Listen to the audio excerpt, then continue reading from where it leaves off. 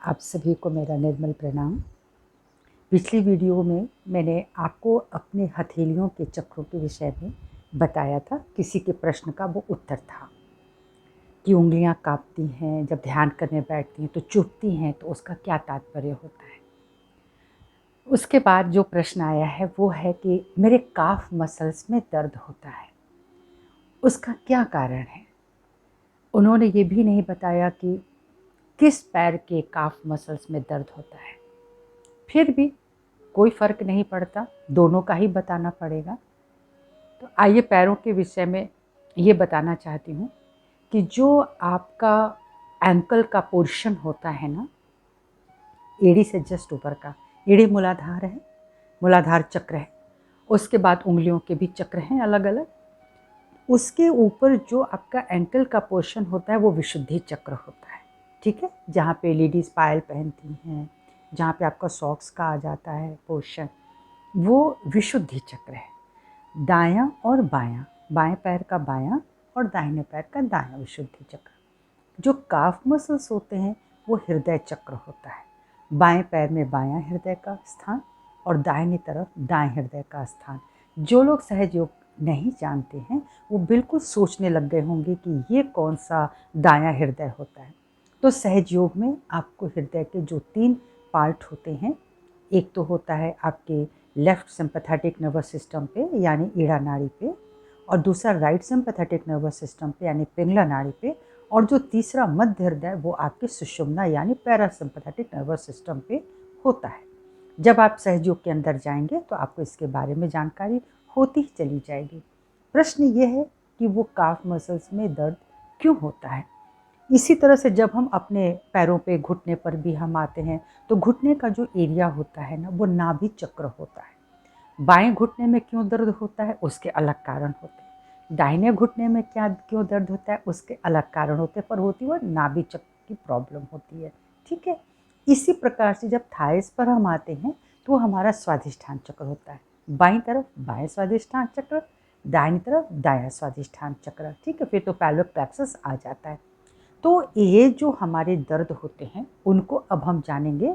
Medically तो सब लोग डॉक्टर के पास जा ही रहे हैं, डॉक्टर बता ही रहा होगा कि क्यों हो रहा है। लेकिन मैंने ये महसूस किया है और मैंने श्रीमाता जी को भी कहीं सुना है कि जब आपके शरीर में पानी कम हो जाता है तो रात को काफ मसल्स में पेन आती है, ऐंठन आते हैं। कई बार हम लोगों को भी हो जाता है। या श्री माता जी ने एक चीज़ बोला, जब गणेश तत्व की खराबी होती है, अगर आपके मूलाधार चक्र में प्रॉब्लम है, उसमें कोई हीट आ गई है तो भी वो काफ मसल्स में पेन आ जाता है।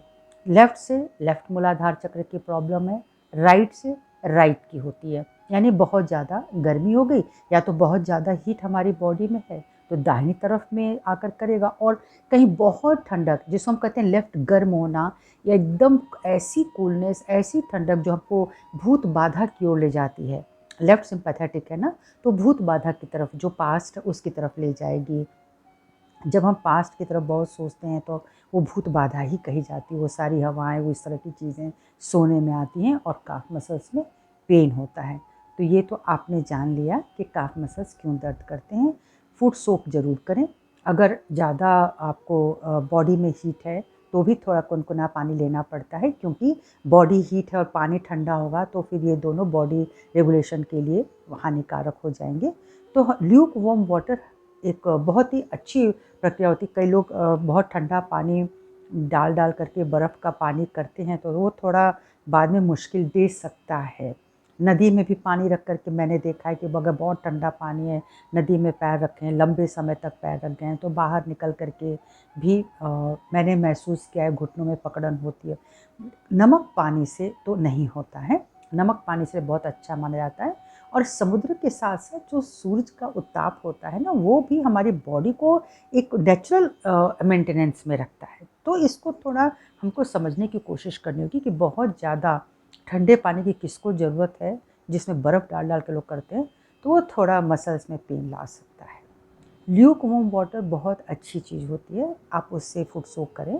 जब आप फुट सोक करेंगे तो आपके काफ मसल्स का जो पेन होता है ना वो ज़रूर दूर होगा। और हार्ट में आपको पता है बाईं तरफ शिव तत्व हैं, उन्हें आत्म तत्व हैं उन्हें जागृत करें, प्रार्थना करें, पूजन करें। और दाहिनी तरफ अगर हो रहा है तो कहते हैं वो पिता की मर्यादा है, पुत्र की मर्यादा है। जो भी आपके जो भी ये जो रिलेशन है उनको समझने की कोशिश करें, कहीं वहाँ पे तो कोई दिक्कत नहीं हो रही है। तो दोनों तरफ यानी बाईं तरफ में जो मदर का एक स्थान होता है वह देख लें, दाईं तरफ होता है तो आप पिता और पुत्र पति का स्थान देख लें। अगर उसमें कोई कमी होगी तो उसको आप, अगर आप सहयोगी हैं तो फिर आपको उसको दूर करने भी आएगा। मैंने रूट कॉज बता दिया।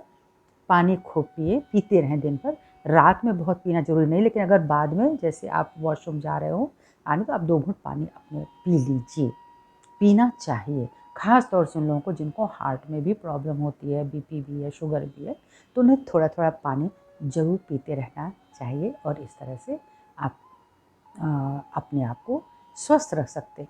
और ये अक्सर लोगों को होता है मसल्स पेन, काफ मसल्स पेन। तो डॉक्टर के यहाँ जाने से पहले मतलब हम लोगों ने कभी इसके लिए कोई मेडिकल ट्रीटमेंट नहीं लिया है। बात पता चल गई, रूट कॉज पता चल गया तो आप उससे अपने आप को क्यूर कर सकते हैं। तो आज आपको आपके पैरों के चक्रों के बारे में बता दिया गया। इसी तरह से पैरों की उंगलियों में भी आप जानते हैं ऐसे ही जो हमारे 7 चक्र हैं, सहस्त्रार बिल्कुल मध्य तालु में होता है, एड़ी में मूलाधार चक्र होता है, जो अंगूठा होता है वह नाभि चक्र है, और जो उसके बाद की उंगली जिसमें लेडीज़ बिछिया पहनती हैं वह विशुद्धि चक्र है, इसीलिए उसमें विशुद्धि को पहनाया जाता है। स्त्रियों में मैंने महसूस किया है कि जब जो ऑर्नामेंट्स होते हैं वह विशुद्धि चक्र को बहुत सुरक्षित रखने के लिए होते हैं। देखिए ये भी जब ढकते हैं ना तो ये एक विराट का भी स्थान होता है, तो स्त्रियों का ये तत्व कमज़ोर न पड़ जाए इसलिए उनको वहाँ पे ये चीज़ डाली जाती है। ठीक है, कलर रंग लग गया और रेड हो गया, वो सिंदूर हो गया, वो एक जिसमें ग्लोरियस एक आक्रामक तत्व भी है, वो उसमें बहुत शक्ति भी है। और आपने जब गले में कंठ में ये हार पहना तो इसका ये भी विशुद्धि है, नथ पहने विशुद्धि है, ये कान विशुद्धि है, ये विशुद्धि है। जब आप चूड़ियाँ पहनते हैं अपने हाथों में तो ये विशुद्धि है, पायल पहनते हैं वो विशुद्धि है। तो ये भी जो उंगली होती है वह विशुद्धि का एक चक्र होता है। उसके बाद का जो है आपका आज्ञा चक्र है, स्वादिष्ठान है और नाभि अनाहत है, हृदय चक्र है, सबसे छोटी उंगली हृदय चक्र है। तो इस क्रम में ये हमारे पैरों के चक्र है। तो आप इसको कहीं भी सहयोग की पुस्तक में दिया हुआ है, आप उसको देख लें। और उंगलियां जब आपको वहाँ पे कैच होता है, चुभन होती है, तो आप पकड़ सकते हैं कि आप हमारे इस समय किस चक्र में होती है। बहुत ज़्यादा ये भी प्रश्न था कि मेरे पैरों में बहुत तेज चक्रों की पकड़न होती है पर हथेलियों में वाइब्रेशन उतने नहीं आते हैं, उनकी पकड़ कम होती है।